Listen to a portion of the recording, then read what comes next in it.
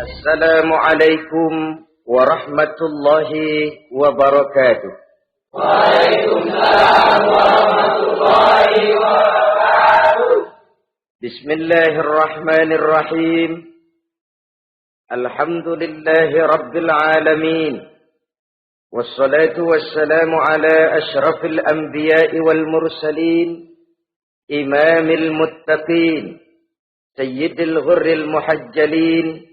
Sayyidina wa maulana Muhammadin wa ala alihi wa ashabihil mujahidin at-tahirin, amma ba'du. Saudara-saudara kaum muslimin rahimakumullah. Dalam kehidupan ini, pada satu sisi memang kita harus melaksanakan berbagai kegiatan amal ibadah. Tetapi pada sisi lain, kita juga harus menjaga jangan sampai amal ibadah yang sudah kita kerjakan itu dihancurkan oleh sikap kita sendiri. Bahwa kita sudah sholat, alhamdulillah. Bahwa kita sudah zakat dan memberikan sedekah, syukur. Bahwa kita sudah melaksanakan ibadah haji, thayyib. Apakah dengan demikian amal kita sudah menjadi banyak? Nanti dulu. Jangan berbangga hati dan puas diri. Pada kesempatan yang berbahagia ini, saya ingin menyampaikan satu hadis yang diriwayatkan oleh Imam Ad-Dailami, di mana Rasulullah sallallahu alaihi wasallam pernah bersabda, "Sittatu asya'in tuhbitul a'mal." Ada 6 perkara yang bisa menghancurkan amal yang sudah kita kerjakan. Salat yang sudah kita kerjakan itu, zakat yang sudah kita bayarkan itu, haji yang sudah kita tunaikan itu, bisa dihancurkan oleh 6 perkara ini. Nanti di akhirat, pada saat setiap orang menunggu pahala dari ganjaran amal yang ia kerjakan di dunia ini, kita menanti dan menanti, ya Rabb, mana amal kebaikan saya? Mana pahala kebajikan yang saya lakukan? Hasilnya tidak ada. Amal yang kita kerjakan dihancurkan oleh sifat-sifat yang akan kita kemukakan pada pertemuan kali ini. Yang pertama yang bisa menghancurkan amal adalah al-istighalu bi'uyubil khalqi. Orang yang terlalu sibuk mencari-cari aib dan kekurangan pada diri orang lain. Habis waktunya hanya untuk mengorek-ngorek celah orang, sementara ia lupa pada aib dan celak dirinya sendiri. Sifat seperti ini menghancurkan amal yang sudah kita kerjakan. Sedangkan baginda Nabi mengajarkan, tuba liman syaghalahu aibuhu an uyubin nas. Beruntunglah orang yang kekurangan pada dirinya menyebabkan dia sibuk sampai ia tidak sempat mencari-cari aib dan kekurangan pada diri orang lain. Saudara-saudara kaum muslimin rahimakumullah. Sibuk mencari aib orang tentu bukan dengan tujuan positif. Latar belakangnya kadang-kadang karena jealous, karena hasud, kecemburuan sosial. Sore, pagi, siang, malam kita korek-korek kesalahan orang dengan target hancur martabatnya, jatuh kehormatan dirinya, hilang nama baiknya, dilupakan dan terisolir dari tengah-tengah masyarakat. Perbuatan yang demikian sungguh terlalu amat sangat kejam. Salat kita, puasa kita, haji kita bisa dihancurkan jikalau kita terlalu sibuk mencari-cari aib orang lain. Muslim dengan muslim itu bersaudara. Kalau kita menganggap muslim yang lain adalah saudara kita, maka aibnya adalah aib kita. Kekurangannya juga adalah kekurangan kita. Pada saat kita melihat pada dirinya terdapat kekurangan, tugas kitalah menutupi. Ini yang dijamin oleh Nabi, man satara musliman satarahullahu fid dunya wal akhirah. Siapa yang menutupi aib dan celah orang-orang beriman, Allah akan menutupi aib dan celaknya di hari akhirat nanti. Zaman sekarang, zaman gosip. Zaman sekarang, zaman isu. Sehingga hal yang 1 meter pun dapat jadi 5 meter. Yang 5 meter dapat saja menjadi 10 meter. Kita sibuk membumbui hal-hal yang kita tidak tahu duduk perkara yang sebenarnya. Bahkan lebih celaka, kadang-kadang kita malah sok tahu. Memberikan vonis dari sudut pandang kita sendiri. Adalah tidak bijaksana jika kita mengukur baju orang lain dengan badan sendiri. Baju orang lain kita ukur pakai badan kita. Tentu saja enggak pas. Begitulah. Terlalu sibuk mencari-cari aib orang lain, menghancurkan amal ibadah yang sudah kita kerjakan. Na'udzubillah, summa na'udzubillah. Kadang-kadang hadir majelis taklim di pengajian, ngaji setengah jam, ngomongin orang 2 jam setengah. Tekor, defisit, belum bergeser dari majelis taklim. Ini kan penyakit rohani. Di mana kedudukan kita antara sesama muslim bagaikan satu tubuh. Kalau yang satu sakit, yang lain ikut merasakan sakit. Yang satu terhina, yang lain ikut merasakan terhina. Jadi pada saat kita melihat aib orang lain, kita ceritakan di mana-mana, kita bongkar di mana-mana. Tentu satu hal yang jelas, kita tidak senang kepada orang itu. Kita tidak senang kepada orang itu. Dan kalau sudah tidak senang, maka fungsi persaudaraan bisa berubah menjadi permusuhan. Oleh sebab itu, kalau ada 2 orang berselisih, boleh kita bohong untuk mendamaikan 2 orang tadi. Misalnya si A sama si B berantem nih, jengkel, marah-marahan. Saudara datang ke rumah si A. Ah, saya dengar kamu lagi marahan sama B. Iya itu si B, kurang ajar. Bangsat, bajingan, tengik. Pokoknya kalau ketemu, awas. Ah, saya kira sih enggak begitu. Ah, tadi saya ketemu B, dia bilang malah kangen sama sampean. Dia pengen ketemu. Ingat masa lalu zaman sebantal berdua, sebatang rokok berdua. Dia kangen pengen ketemu. Padahal si B enggak ngomong apa-apa sama saya. Saya olah sedemikian rupa sampai si A tenang. A tenang, saya datang ke rumah B. B, katanya kamu lagi marahan sama si A. Iya tuh, A, unyuk, monyet. Udahlah, pokoknya kalau ketemu dia, saya hantam habis. Ah, barusan saya ketemu si A, dia bilang pengen ketemu ente. Pengen ngobrol kayak dulu, mengembalikan keharmonisan yang hilang, mengembalikan kehangatan persaudaraan yang lenyap. Si A tenang, si B adem. Kenapa? Karena bohong saya. Kesana saya ademin, kesini saya ademin. Jenis bohong seperti ini berpahala. Kenapa? Tujuannya mendamaikan orang yang sedang berselisih. Tapi kan orang bermental seperti ini jarang. Yang banyak kan tukang kompor sekarang. Taruh angetin, sini angetin, muruk deh. Datang sama A, lu marahan sama B. Iya, gue kesel banget sama B. Emang? Wow. Diemang-emangin. Oh, udah, pokoknya gue mah kalau jadi elu takut sama si B, gue buka celana, gue pakai rok deh. Si A panas. A panas, datang ke rumah B. Komporin lagi. Dua-duanya panas, koslet, terjadi perkelahian. Biang iblisnya tukang kompornya. Sampai untuk mendamaikan 2 orang yang berselisih. Diizinkan berdusta. Kenapa? Prinsip Islam itu Islam. Mencari jalan damai. Bukan mengeruhkan suasana. Inilah realitas di tengah-tengah masyarakat. Enakan ngomporin daripada nyiramin. Enakan manasin daripada mendamaikan 2 orang yang sedang berselisih. Apalagi kalau kita punya kepentingan. Main nimbrung aja kayak toge. Kagak ngerti urusan, nyampur aja nyampur. Toge kan begitu, toge ada laksa nimbrung, ada gado-gado ngikut, ada kredok masuk. Kagak ngerti juntrungan masalah, main nyampur aja nyampur. Ini kan tidak objektif namanya. Nah, mental seperti ini, wah, sholatnya khusyuk, zakat bayar, sedekah iya, tapi kalau suka cari-cari aib orang, jembreng kesalahan orang di mana-mana. Sholatnya, puasanya, hajinya bisa dihancurkan oleh mental yang seperti ini.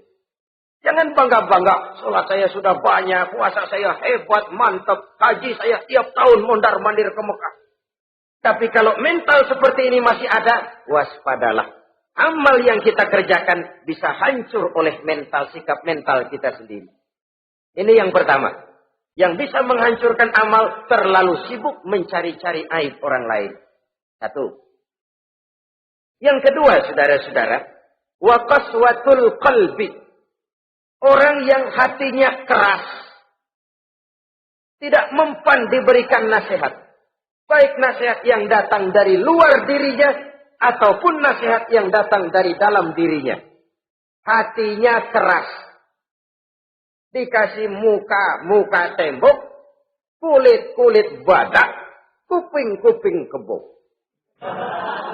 Makhluk apa namanya itu? Wallahu a'lam. Rai gedek.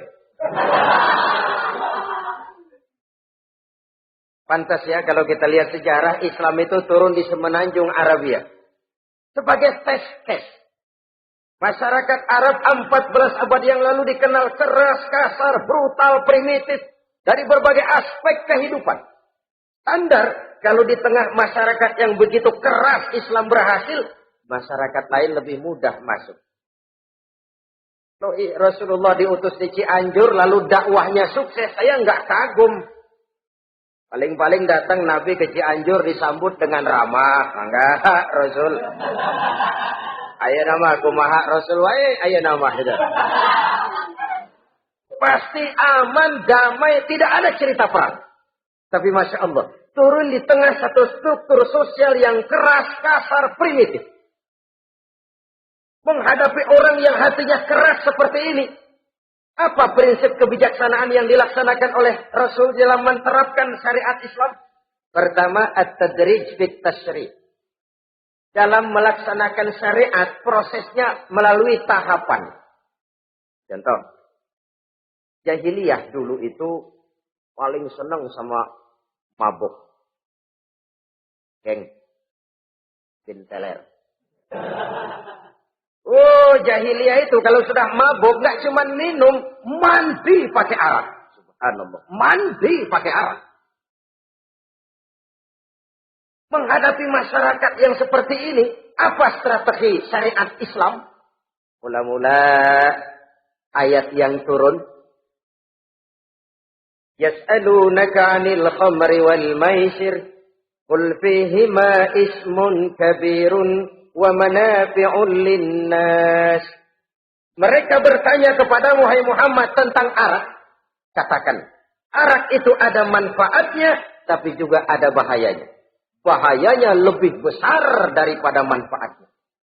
Tidak diharamkan dulu, tidak. Cuman dikasih sen. Teler emang enak. Melayang ke langit.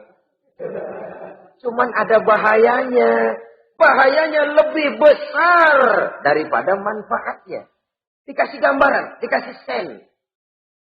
Tidak diharamkan mutlak dulu, tidak. Bertahap dikit dulu. Nih. Urusannya begini nih. Ada manfaatnya, tapi ada bahayanya. Bahayanya lebih besar daripada manfaatnya. Cek rasio berpikir. Setelah tahu bahayanya lebih besar, kan dikit-dikit mulain jauh. Mulain ngurangin, jaga jarak. Setelah ada jarak, turun peringatan kedua. La taqrabus salata wa antum sukara. Jangan dekati sholat kalau kamu lagi mabuk. Sholat sehari semalam 5 kali. Berarti 5 kali mereka harus jaga diri. Jangan sampai mabuk. Makin jauh. Setelah jauh sekali, kira-kira tidak goyah. Turun vonis. Innamal khamru wal maisir wal ansab wal azlamu rijsun min amali syaitan fajtanibu la'allakum tuflihun. Arak itu najis, kotor, perbuatan setan. Jauhi, pasti kamu akan beruntung. Baru timbul hukum haramnya. Orang udah nggak kaget. Kenapa? Pagi-pagi udah dikasih sen. Bahayanya lebih besar. Kalau sholat jangan, kalau mabuk jangan mendekati sholat. Makin jauh. Ini tahapan. Sama juga kita kan. Begitu jebrol lahirnya cuman susu ibu. Gedean dikit sang ambon. Gedean dikit pisang ulek. Gedean dikit nasi. Udah gede bener jengkol dijelin. Proses. Coba bayi begitu lahir kasih pisang batu, tenggeng. Gak kuat. menerima, belum waktunya. Ini proses yang dilaksanakan oleh strategi syariat Islam untuk mengobati penyakit qaswatul qalbi ini. Keras hati. Syariatnya bertahap. Tidak drastis. Tidak kalau sudah begitu ya mesti begitu. Tidak. Konsep kedua, taklilut takalif, menyedikitkan beban. Coba kita lihat, seluruh konsep agama, kalau kemampuan melaksanakan perintah berkurang, stressing perintahnya ikut turun. Angkat tuh beras 100 kilo. Nggak kuat pak, 30 kilo dulu deh. Ntar balik lagi, lama-lama juga habis. Ini konsep untuk mengobati qaswatul qalbi. Bertahap. Semua perintah agama itu begitu. La yukallifullahu nafsan illa wus'aha. Allah tidak memberikan beban kecuali sesuai dengan kemampuan yang dimiliki oleh seseorang. Kalau kemampuan melaksanakan perintah berkurang, stres perintahnya juga ikut menurun. Sholat wajib diri. Kalau mampu. Gak bisa pak sholat berdiri. Sholat dengan berbaring. Kalau mampu. Berbaring gak bisa pak. Pinggang kurap. Sholat. Pakai isyarat. Kalau mampu. Pakai isyarat tidak bisa. Dalam hati. Setiap kemampuan melaksanakan perintah berkurang. Stres perintahnya juga menurun. Taklilut takalif. Ini juga salah satu strategi. Mengantisipasi kerasnya hati. Nah.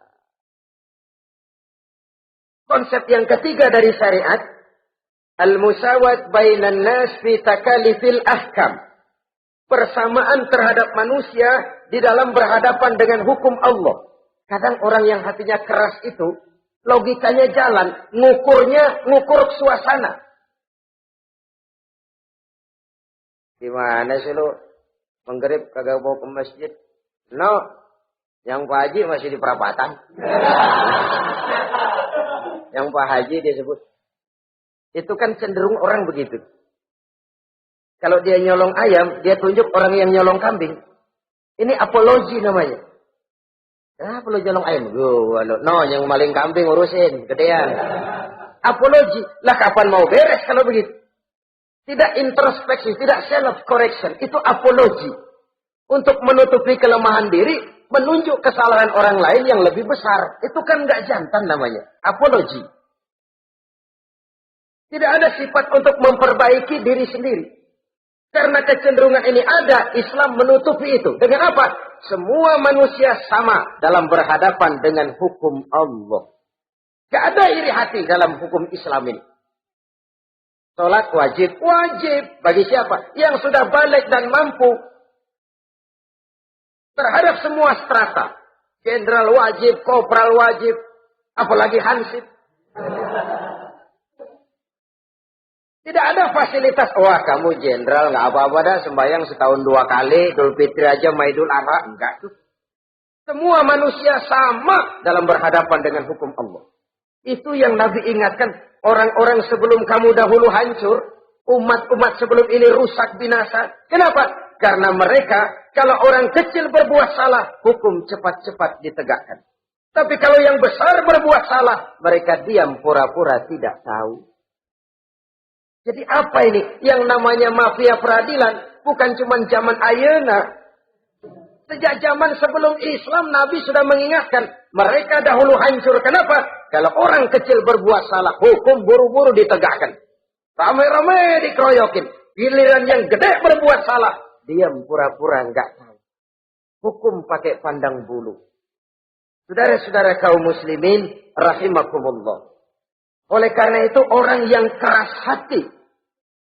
Itu bisa merusak amalnya sendiri. Nggak mempan nasihat. Rai gede. Muka-muka cuek. Baik nasihat yang dari luar. Maupun nasihat yang dari dalam. Nggak mempan. Dan dalam hidup ini ada nasihat dari luar. Dari orang lain. Bisa. Dari fenomena kehidupan. Ini juga nasihat. Oh dia itu kaya. Tapi pelik. Hatinya begitu ya. Matanya menteleng. Itu kan nasihat. Itu kan nasihat. Oh, dia waktu berkuasa tapi zalim, matinya begitu. Udah. Pancung.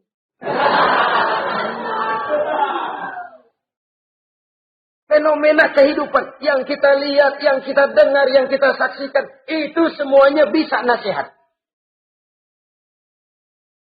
Unzuru kaifa kana akibatul mukadzibin. Lihat kehidupan ini.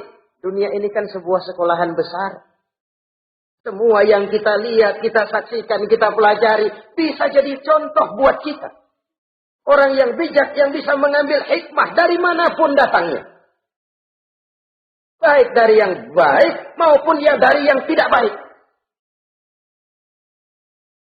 Saudara-saudara kaum muslimin, rahimakumullah. Nasihat yang datang dari luar.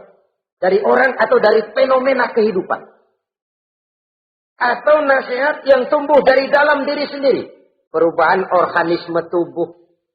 Itu kan nasihat.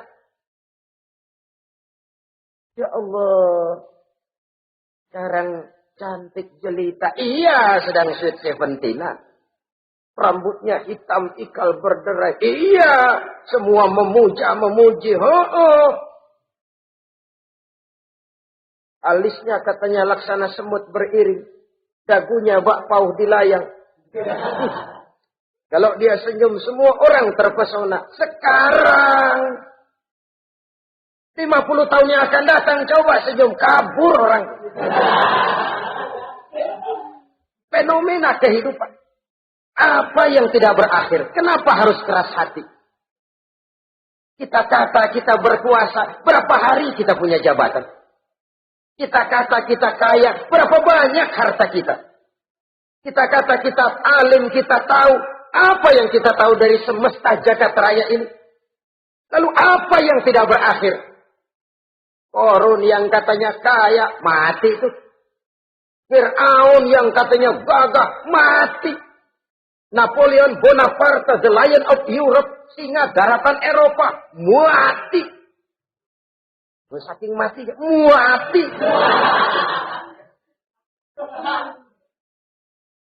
Kenapa harus keras hati? Kenapa tidak melihat perubahan fenomena alam sekitar ini? Apa yang tidak berakhir? Apa yang tidak selesai? Lalu apa yang mau kita sombongkan?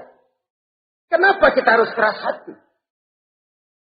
Sehingga pantas dalam hadis kursi Allah menyatakan al-kibriya'u libasi. Sombong itu pakaianku. Manusia enggak pantas pakai pakaianku. Kegedean.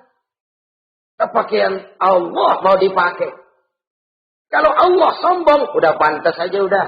Kenapa? Kagak ada Tuhan lain selain dia. Udah pantas dia nyombong. Kita nyombong apaan? Oleh sebab itu, beruntung orang kalau diberikan hati yang lembut. Mudah menerima kebenaran. Peka terhadap kesulitan orang lain. Ringan tangan memberikan pertolongan buat mereka yang memang memerlukan. Dan enggak semua orang dikasih begitu. Enggak semua orang. Lain ya. Umar bin Khattab sikapnya keras. Tapi hatinya gampang menerima kebenaran. Nah, lain orang kayak begini. Keras sikap boleh keras. Tapi hati mudah menerima kebenaran. Wah, kalau Umar kerasnya kan luar biasa. Tapi hatinya kok gampang menerima kebenaran. Ini hidayah. Coba lihat waktu berita Rasulullah meninggal dunia. Sampaikan oleh para sahabat. Umar jengkel. Cabut pedang. Siapa bilang Muhammad mati, saya tabas batang lehernya. Dia nggak siap menghadapi kenyataan. Emosinya yang jalan, bukan rasionya. Keras. Bilang deh, Muhammad meninggal. Saya tabas batang lehernya. Untung ada Sayyidina Abu Bakar. Beliau tidak bicara langsung, cuma pidato. Ayyuhan nas, man kana ya'budu Muhammadan fa inna Muhammadan qad mata. Wa man kana ya'budu Allah fa inna Allah hayyun la yamut. Hai manusia, siapa yang menyembah Muhammad, Muhammad sudah meninggal. Tapi siapa yang menyembah Allah, Allah maha hidup dan tidak akan pernah mati buat selama-lamanya. Sayyidina Umar tersentak. Subhanallah, saya salah. Bagaimanapun Muhammad hanya seorang manusia. Saya cinta dia, saya suka dia, nyawa saya pertaruhkan untuk dia. Tapi dia manusia dan saya tidak menyembah Muhammad. Ia sadar akan kekeliruannya, berlinang air matanya. Keras sikapnya, tapi lembut hatinya. Nah, yang kayak begini, bagus. Ini udah sikap keras, hati keras, yaitu tadi. Bukan tembok, kulit buadak, kuping kebo. Diapain aja udah, nggak mempan aja udah. Susah yang kayak begini. Saudara-saudara, ma'asyiral muslimin, rahimakumullah. Jadi yang kedua, yang bisa menghancurkan amal kita, orang yang hatinya keras. Wah. Yang ketiga sekarang, yang bisa menghancurkan amal kita itu, wahubbud dunya. Orang yang terlalu cinta kepada dunia. Nih, pakai kalimat terlalu. Ya. Kalau sekadar cinta kepada dunia, why not? Kita cinta anak dan istri, wajar. Kita cinta harta benda, tentu. Kita cinta sanak famili dan seluruh handai tolan, memang. Kita juga cinta kepada bangsa dan tanah air. Itu bagian dari iman, persilahkan. Yang tidak boleh itu kalau sudah pakai kalimat terlalu. Terlalu. Sebab kalau sudah terlalu, itu sudah di luar kontrol. Orang lalu menghalalkan segala cara. Terlalu cinta kepada jabatan. Akhirnya bergeser. Sholat menghadap Allah. Dengar mau pindah jabatan ke tempat kering. Gerasak gerusuk nyari dukun. Ini kan namanya iya kanak budu wa dukun nasta'in. Nggak bisa itu satu paket. Kalau iya kanak budu wa iya nasta'in.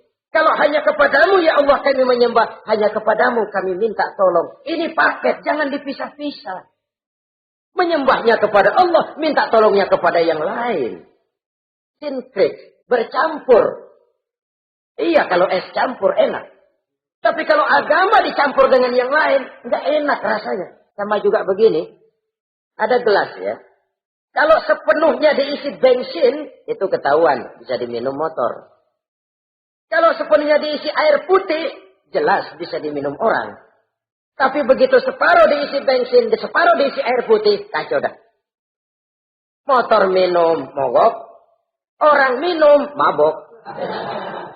Dijual juga nggak laku. Kenapa? Sinkret. Maka Allah pesan, wala talbisul haqqa bil batil. Jangan kau campur aduk yang hak dengan yang batil.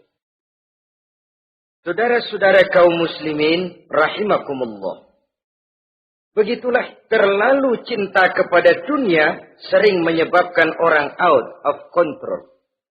Bergeser dari garis yang telah ditentukan oleh Allah. Apalagi di zaman sekarang ini. Persaingan hidup makin tajam. Tensi ekonomi semakin tinggi. Gaya hidup semakin konsumtif. Sementara lapangan kerja semakin sulit. Orang kadang kehilangan harga diri untuk mencapai sesuatu yang bernama dunia, lalu menghalalkan segala cara. Sebab itu jangan korbankan keabadian akhirat dengan kesenangan dunia yang cuma sebentar ini.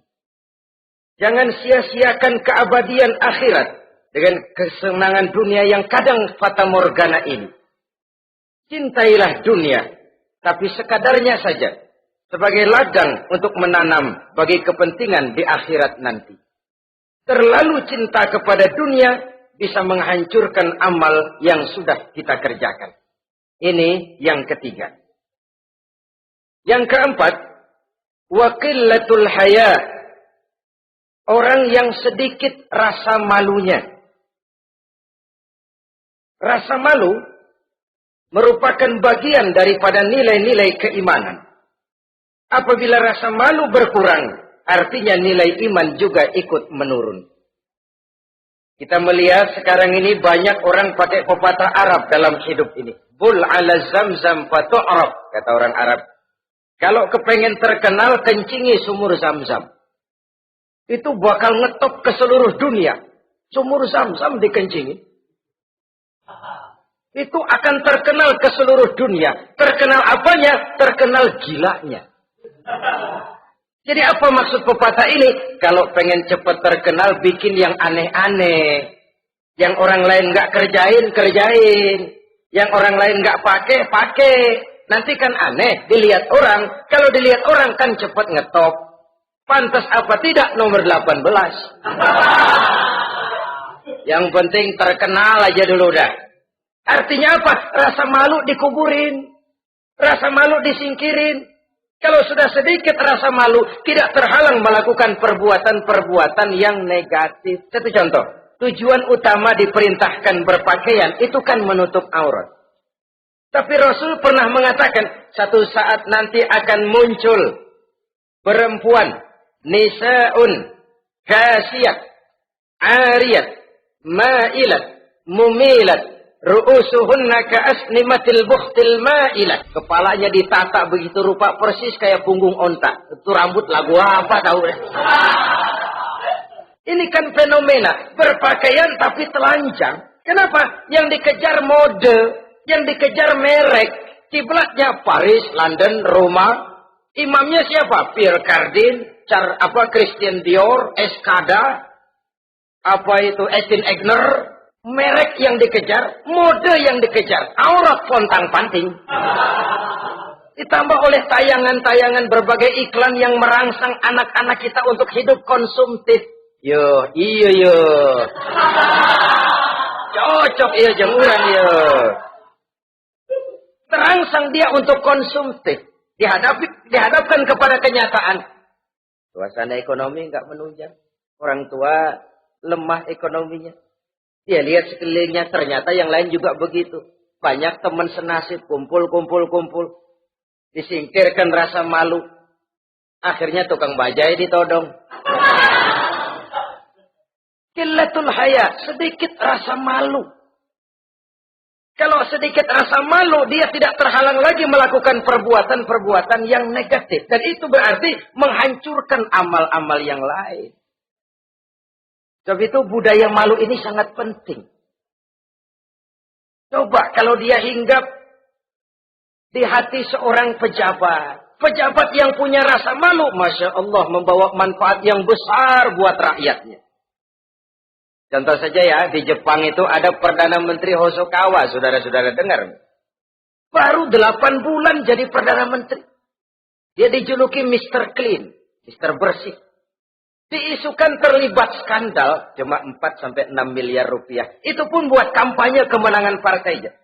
Diisukan begitu rupa, malu Hosokawa. Malu mengundurkan diri, baru 8 bulan jadi Perdana Menteri. Mundur, malu. Padahal Hosokawa nggak kenal ketuhanan yang Maha Esa. Nggak kenal. Tapi budaya malunya luar biasa. Nah kalau sudah pejabat nggak punya malu. Habis. Kan sekarang umpamanya nih. Ada impres desa tertinggal. Disunatin. Sampai marah betul itu Bapak. Para pimpinan negara kita itu. Tidak ada maaf bagi pejabat yang nyunatin identitas. Kenapa? Kan tipis rasa malu. Turun dari atas sunatin. Turun ke bawah sunatin. Turun ke bawah sunatin lagi. Nyampe bawah tetelan doang dikit banget. Kebanyakan tukang sunat. Saudara-saudara. Budaya malu yang nipis. Orang kaya kalau punya budaya malu. Bawa rahmat bagi lingkungannya. Ulama kalau punya rasa malu, nggak jual ayat menghalalkan yang haram, mengharamkan yang halal. Bagaimana Kiai? Haram karena belum dapat bagian. Begitu dapat jatah, haram dikit dah. Kiamat umat kalau sudah kayak begini. Udah yang malu di segala strata sekarang ini menipis. Dan itu tentu berangkat dari kualitas keimanan. Ini yang perlu dipompa ke permukaan. Dan dilematis memang sering terjadi. Satu contoh, pada satu sisi kita menggalakkan proyek pariwisata. It's okay, kita perlu devisa. Tapi pada sisi lain kita harus menjaga nilai-nilai luhur dari budaya bangsa kita. Jangan sampai kemasukan wisata mancanegara, lalu budaya mereka yang tidak sesuai juga ikut kita serap. Bule masuk ke Indonesia, pakaian seenaknya. Dia mau udah pantas aja udah. Perempuan ayab-ayaban ke pasar pakai kutang doang. Bule, pantas aja. Bocah kita ayab-ayaban ke pasar pakai kaos kutang, perempuan mana panok melulu.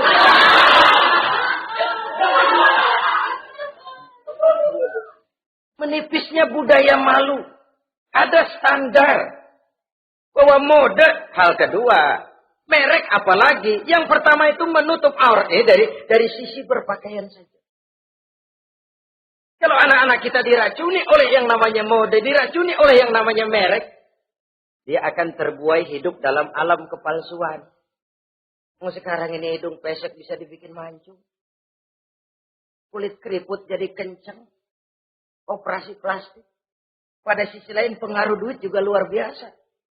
Ya aki-aki keriput kalau habis gusuran kenceng lagi. Pasaran keras lagi.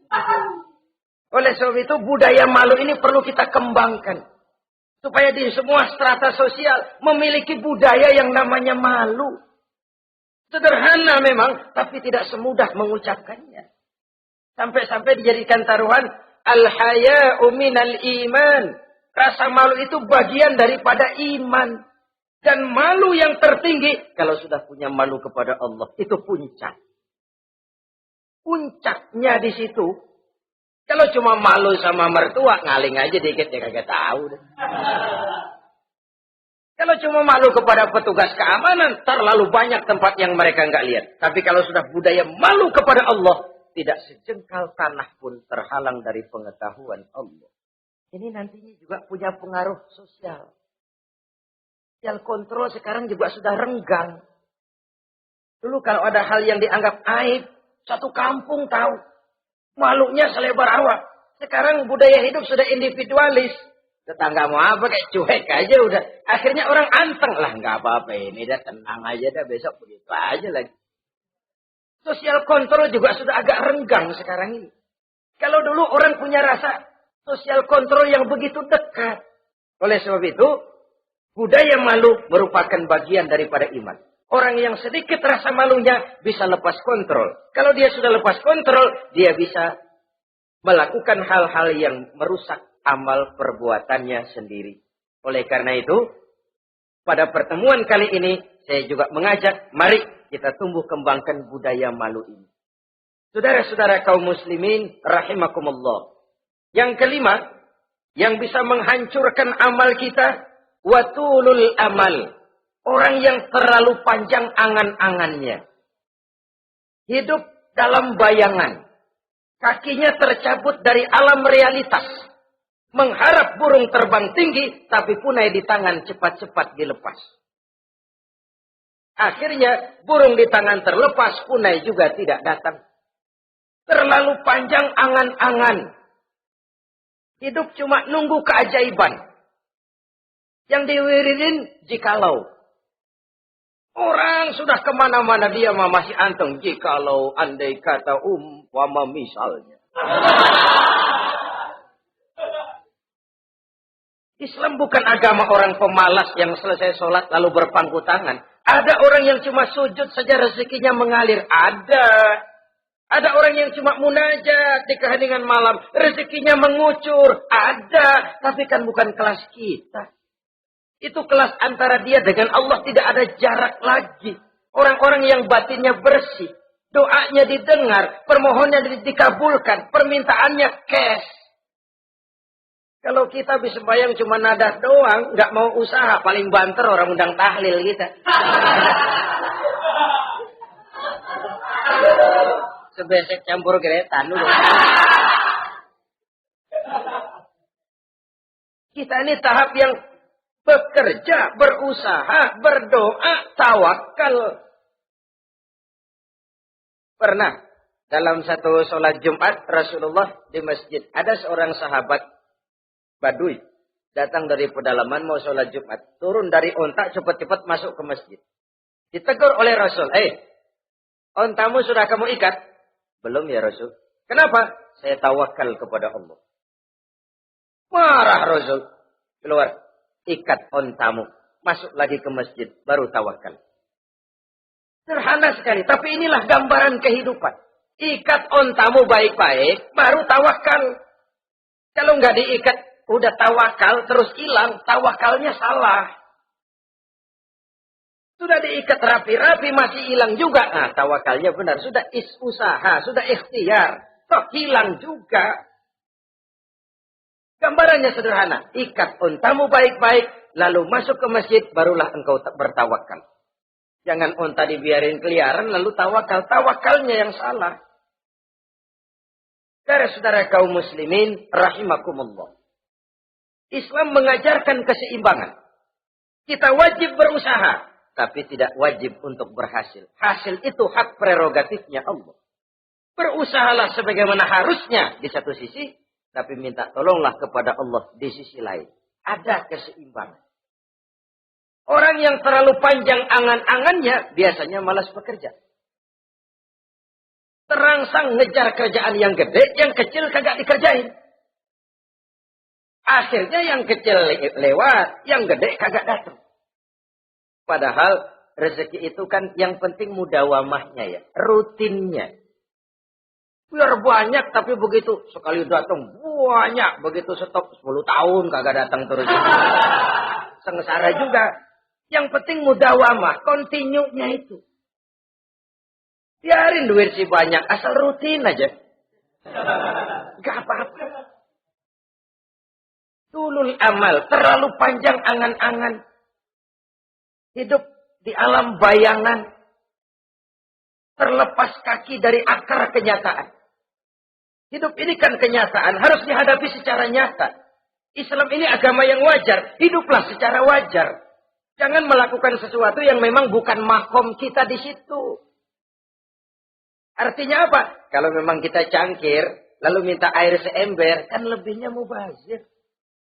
Cangkir, minta air diisiin seember. Buat apa lebihnya? Bukan makom kita. Jangan tercabut dari akar kenyataan. Siapa sih kita ini? Jangan ibadah baru ala kadarnya, sikap udah kayak wali.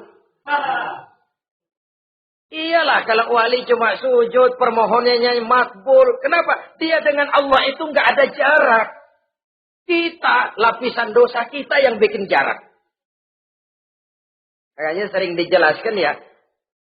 Kalau ada hadis, siapa yang baca Bismillahirrahmanirrahim, dia lewat di atas air, beku itu air, dia bisa jalan di atas air. Bismillah saja bisa jalan di air. Tapi kan soalnya kemudian, Bismillahnya orang yang bagaimana? Model kita, maaf lah, 1000 kali baca Bismillah, lewat di empang tenggelam kita. Bukan Bismillahnya yang lain. Yang baca mentalnya, pribadinya yang lain. Makom kita belum di situ. Kalau memang makom kita masih harus berusaha. Bahwa nanti Allah berikan rizki lewat jalan yang tidak kita sangka-sangka. Itu sih urusan Allah. Itu sih haknya Allah. Tapi urusan kita harus berusaha sebagaimana harusnya kita berusaha. Emang jodoh dari Tuhan, apanya pakai nyari, nanti juga aja datang cuma nenek-nenek kali.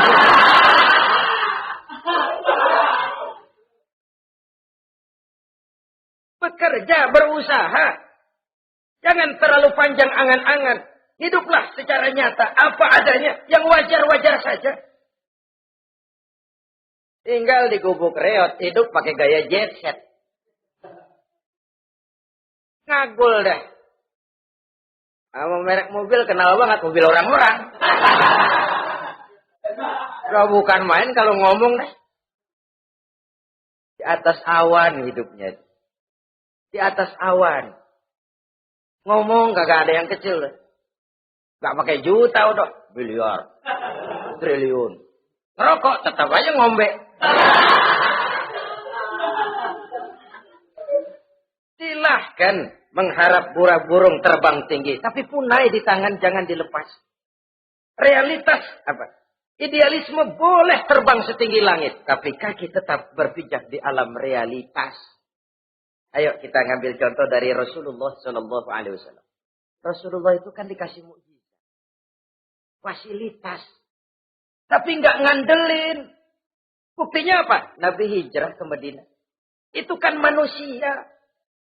Posisi kita terjepit. Ayo hijrah, hijrah, berangkat. Gak ngandelin Tuhan. Pojok ini dikepung. Kirim dah apaan kayak biar pada mampus nih orang ini. Enggak tuh. Enggak. Walaupun beliau punya mukjizat. Tapi enggak ngandelin. Kenapa kita enggak lihat itu?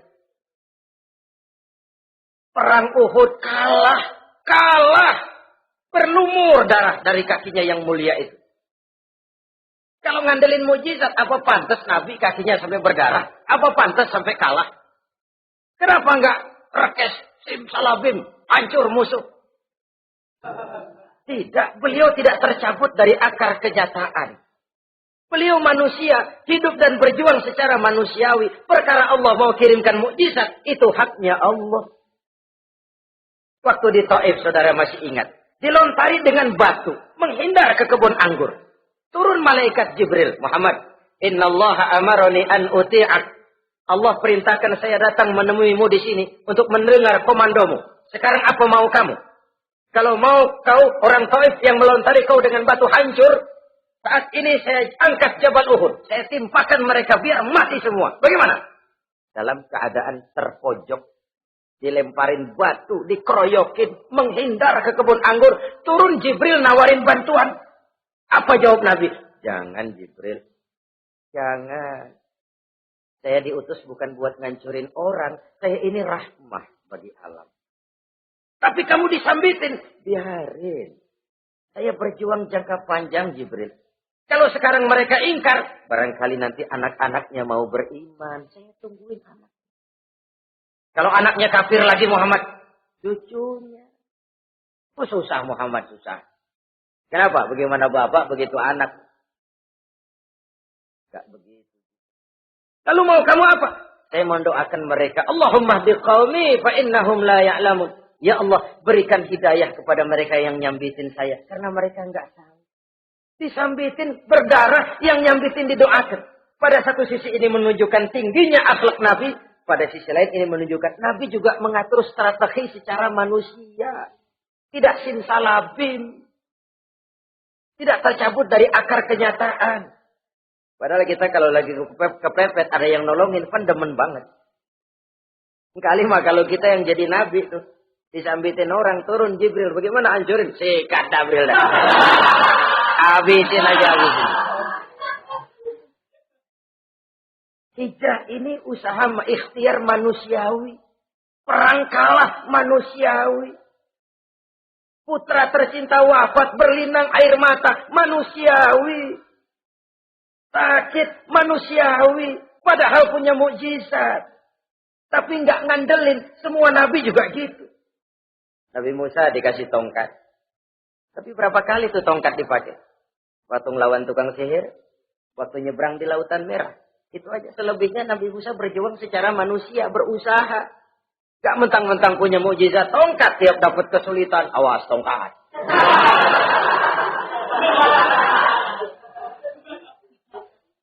Butuh manusiawi. Ini Rasul.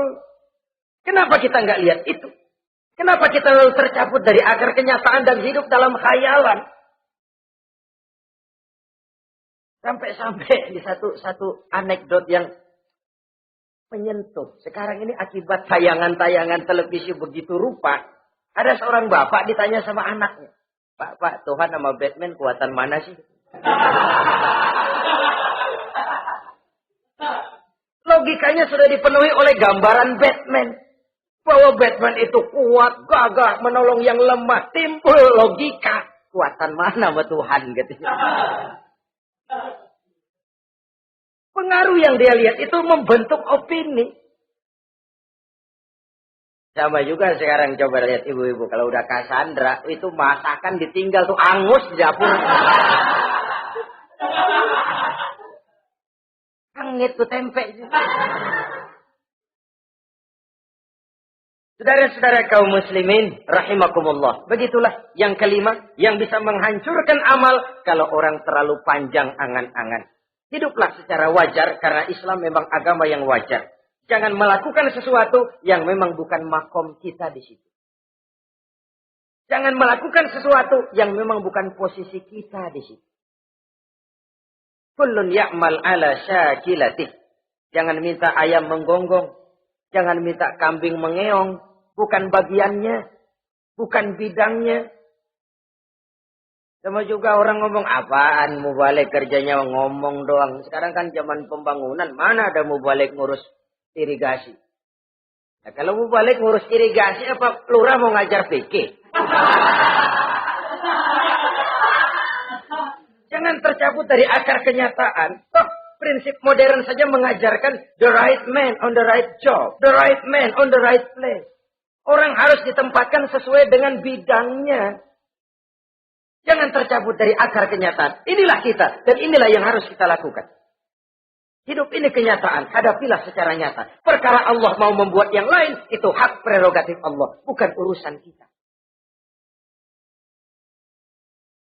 Yang terakhir saudara. Yang keenam yang bisa menghancurkan amal kita. Wa zalimun la yantahi. Perbuatan zalim yang tidak sanggup dihentikan. Zalim kepada Allah. Zalim kepada makhluk. Atau zalim kepada diri sendiri.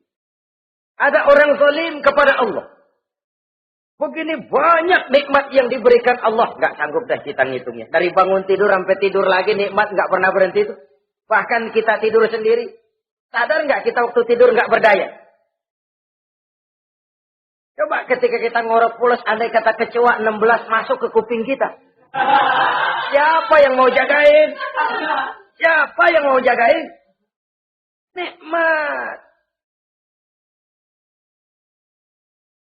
Belum pernah nikmat Allah berhenti. Begini banyak nikmat yang diberikan. Dan Allah cuma minta satu. Syukuri nikmat itu. Kalau kamu syukuri, aku tambah. Kalau kamu ingkar, asal tahu saja azabku itu pedih, kata Allah.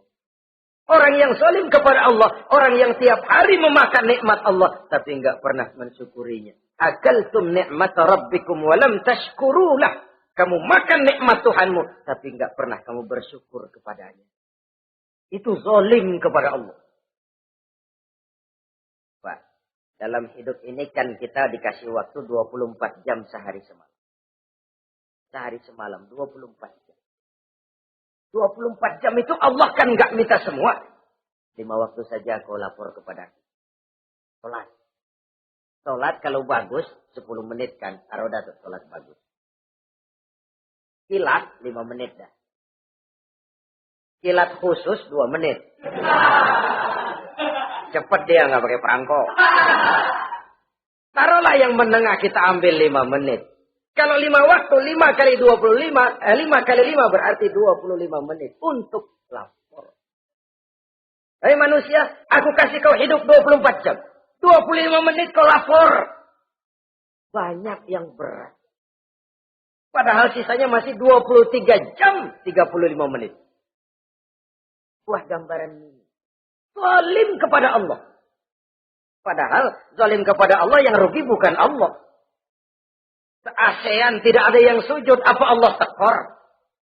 Apa Allah lalu berhenti jadi Tuhan? Apa Allah lalu jadi lemah? Tidak. Zalim kepada Allah artinya juga zalim kepada diri sendiri. Lalu zalim kepada sesama makhluk. Kadang tidak kita sengaja. Karena itu dalam Islam tidak ada kebebasan mandiri. Ya contohnya ya. Kita beli radio. Kita setel di rumah kita sekeras-kerasnya. Terus dalam hati nih. Radio gue. Beli gue. Pakai duit gue. Gue setel di rumah gue. Sekeras-kerasnya. Urusan apa sama orang? Kata kita. Tetangga kita kan boleh juga ngomong begitu. Mata gue. Jangan ngantuk gue. Gue tidur di kamar gue. Ngapa suara radio lu masuk kemari? Ini kebebasan saya nyetel radio dibatasi oleh kebebasan tetangga saya yang mau tidur. Kalau saya perturutkan nafsu saya sudah zalim kepada dia. Zalim kepada orang lain. Dan yang banyak tidak kita sadari, zalim kepada diri sendiri. Membiarkan diri hanyut dalam munkarat dan tanpa ada usaha untuk menghentikannya. Tidak ada orang yang bisa mencelakakan diri kita terus-menerus kalau bukan diri kita sendiri. Tidak ada yang bisa menyelamatkan diri kita kalau bukan kemauan kita yang tinggi untuk menyelamatkannya. Allah sudah ciptakan kita dalam bentuk yang paling mulia. Fi ahsani taqwim. Dari sekian banyak makhluk yang diciptakan Allah, tidak ada yang sekomplit, seindah, secantik manusia. Ini harus dijaga. Jangan posisi yang sudah tinggi ini kita rendahkan sendiri. Fi ahsani taqwim posisi kita. Tapi kita rendahkan, kita kembali asfala safilin. Posisi yang paling rendah. Kita zalimi diri kita sendiri. Karena itu, zalim kepada Allah, zalim kepada orang lain, zalim kepada diri sendiri, akarnya sama, mendatangkan kerugian. Dan bisa merusak amal yang sudah kita kerjakan. Oleh karena itu, mari sama-sama kita berusaha. Pada satu sisi kita melaksanakan amal ibadah sebagaimana yang seharusnya, tapi pada sisi lain kita menjaga nilai-nilai ibadah. Jangan sampai hancur oleh perbuatan kita sendiri. Demikianlah jumpa kita kali ini. Insya Allah kita lanjutkan di lain kesempatan. Terima kasih atas segala perhatian. Mohon maaf atas segala kekurangan. Usikum wa nafsi bitaqwallah. Wassalamualaikum warahmatullahi wabarakatuh.